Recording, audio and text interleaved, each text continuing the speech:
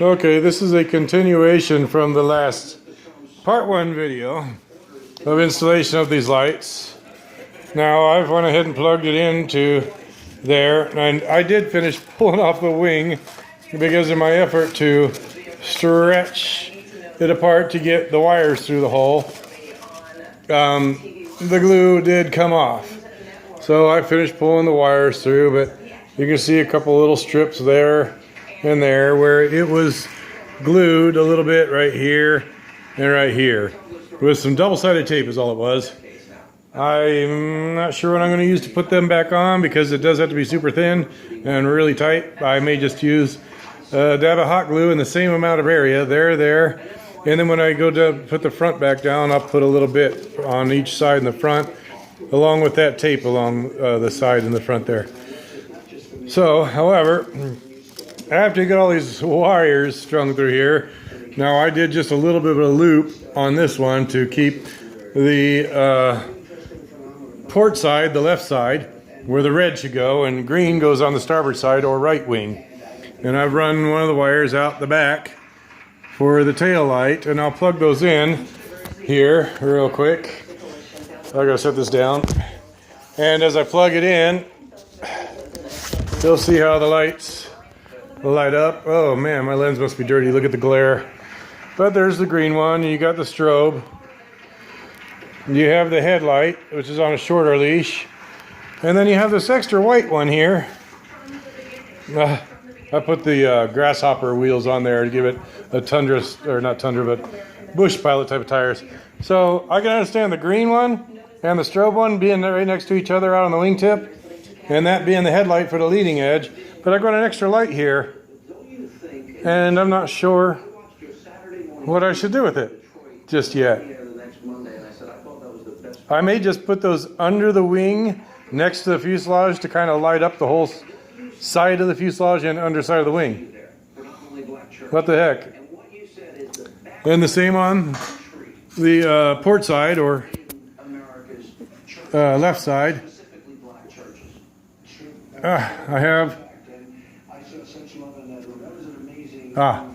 the strobe and the red will go out on the wingtip. So cool. And then the headlight, and then this extra light will probably again go right at the middle of the bottom of the wing. But now that that's off, I can lay this out. I'll tack down the lights where they go at the end, and then worry about running the wires back towards the middle, and then down in. And I can pull the excess down in through the hole and have a nice clean installation. So the first step is to get the lights taped into place along the wing wherever they go, and then find a neat way to run the wires to where they blend in with the wing the best. So another thing I did while I'm doing this, because it does have return to home, and if my radio is turned off and I just had the battery plugged in, it'll try to circle overhead, so the motor would kick in. So I've unplugged the motor during this process, so you may want to do that also. That's the end of part 2. Just kind of showing you what you're going to deal with when you get them through there. All right, stay tuned for part 3. Thanks.